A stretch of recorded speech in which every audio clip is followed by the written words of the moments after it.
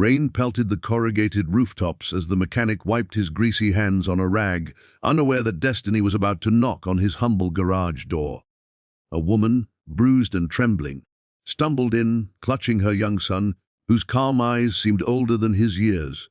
The man's heart ached at their plight, and he offered shelter without hesitation. Little did he know, the boy wasn't just any child. He was the sole heir to a billionaire empire, hidden from a world of power, greed, and betrayal.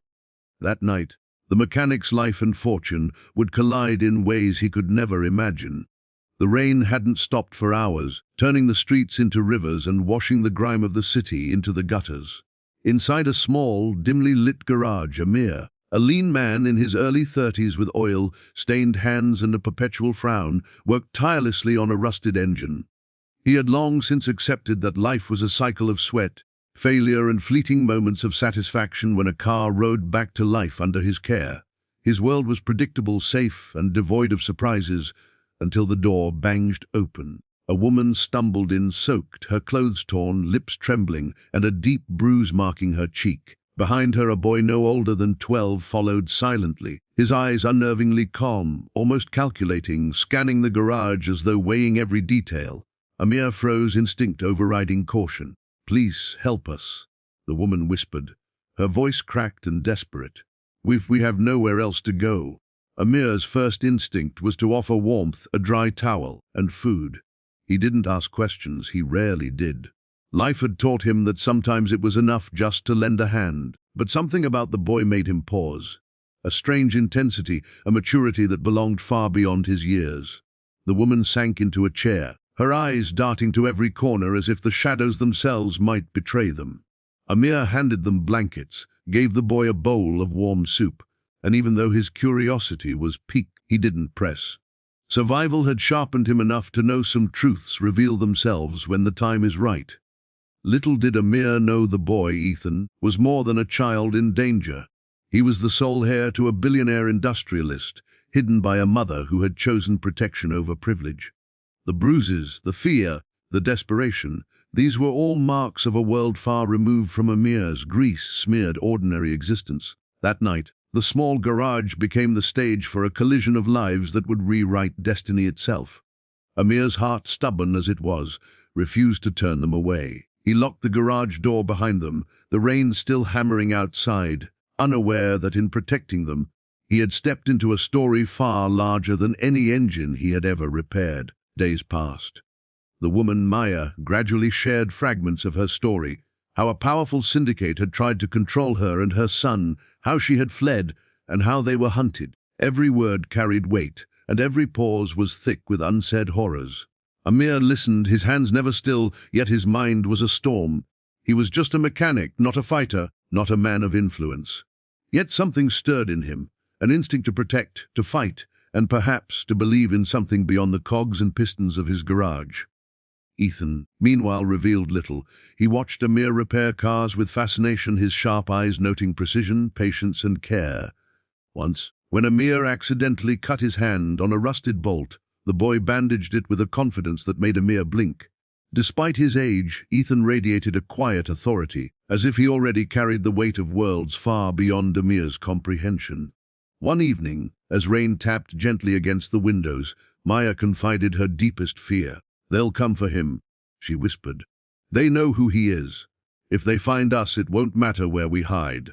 Her voice broke, but her eyes, fierce and unyielding, locked on Heir. "I trust you to keep him safe. You must." Heir's chest tightened. He was a man of simple means, yet suddenly, he was being handed the protection of a fortune he could never have imagined. And in that moment, he realized something. Survival wasn't just about engines or bills or endless nights of work. Survival was about courage, choices, and facing storms you never thought you could withstand. The next morning, a sleek black car pulled up outside the garage. Two men in tailored suits stepped out, scanning the area with an intensity that froze Heir in place. Ethan didn't flinch. Instead, he stepped beside Heir, the first sign of the boy's quiet defiance. The men approached the garage, and Heir felt a fear unlike any he had known, but also an unshakable resolve. The storm outside mirrored the storm within, and Heir understood life had demanded more from him, and he would rise to meet it. The confrontation outside the garage was swift. Amir had never imagined himself in such a situation, outnumbered, outmatched, and wholly unprepared. But Ethan, calm and precise, whispered instructions, guiding Amir through a series of maneuvers that combined street-smart instinct with a surprising knowledge of the men's patterns. Amir realized with growing awe that the boy was no ordinary child. He had been trained to survive, to observe, to outthink opponents before they even acted. Inside the garage, Maya prepared a modest escape plan, packing only what they could carry. But the men outside were relentless, their presence a shadow over every move. It was then that Amir's mechanical mind clicked into place, not with engines, but with ingenuity. He rigged a distraction, a cascade of tools, oil, and makeshift traps that slowed their pursuers long enough for Ethan and Maya to slip out the back. The night blurred into adrenaline and fear, yet through it all, a bond solidified. Amir wasn't just their protector, he had become their family. Maya's gratitude was silent but fierce, and Ethan's quiet respect spoke volumes.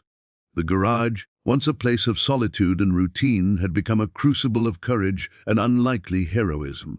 By dawn they were miles away, hidden in the shadows of the city. Ethan, standing on a quiet street corner, finally spoke with clarity that belied his years. "You saved us, Amir. You didn't know who I was, but you didn't care. That matters more than anything else." Amir, exhausted yet invigorated, smiled faintly. He had always measured life in repairs completed and bills paid, but now he understood a deeper currency: trust, loyalty, and courage under fire. That night marked the beginning of a journey neither he nor Ethan could have anticipated. Weeks turned into months.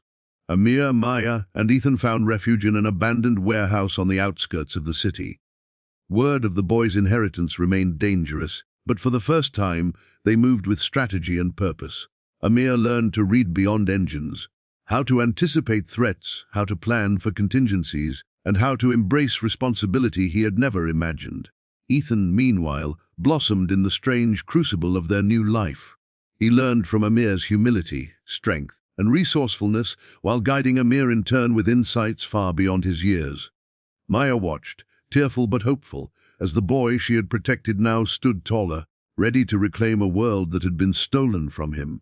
The turning point came when a message arrived, a summons from the boy's late father's corporate advisors. Ethan, the rightful heir, was needed to secure his inheritance. It was a test, a trial, and a doorway to the life they had long feared and yet, paradoxically, yearned for. Amir, now more than a mechanic, understood the gravity. This wasn't just about wealth, it was about survival, justice, and the reclamation of a stolen destiny. When Ethan finally stepped into the boardroom, Amir waited outside, hands still calloused from the garage, but heart unburdened by fear. He had been the shield, the anchor, the unexpected hero. And as Ethan's name was called, and the room acknowledged him as the rightful heir, Amir felt something rare: pride, not in wealth, but in the quiet, unshakable courage that had brought them here. Maya approached Amir, tears streaking her face, and whispered, "You changed our lives." Amir simply shook his head. "No," he said quietly, "we changed each other." The mechanic who had once lived in the shadows of society had discovered something far richer than money: the unyielding strength of human connection, courage, and love. And as the city stretched out beneath the rising sun, Amir realized that even the humblest garage could be the birthplace of destiny, and even the simplest man could stand tall beside a billionaire's heir.